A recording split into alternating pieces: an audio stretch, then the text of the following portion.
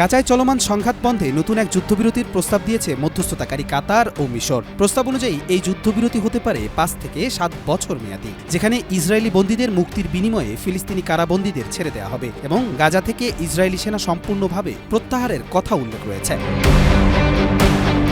বিবিসির এক প্রতিবেদনে জানানো হয়, যুদ্ধবিরতি আলোচনার সঙ্গে জড়িত এক সিনিয়র ফিলিস্তিনি কর্মকর্তা এসব তথ্য দিয়েছেন। প্রস্তাবটির মূল লক্ষ্য হচ্ছে যুদ্ধের আনুষ্ঠানিক সমাপ্তি টেনে একটি স্থায়ী শান্তিপথে পৌঁছানো।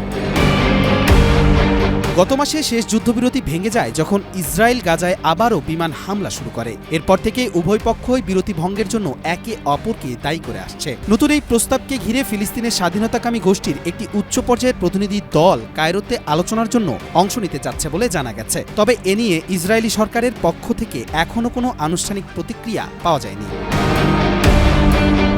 বিশ্লেষকরা বলছেন, দীর্ঘমেয়াদী এই যুদ্ধবিরতির পরিকল্পনা বাস্তবায়িত হলে তা শুধু গাজায় শান্তি ফেরাবে না, বরং গোটা মধ্যপ্রাচ্যে স্থিতিশীলতার আশা জাগাবে। কবির চৌধুরী, জয়, মাই টিভি।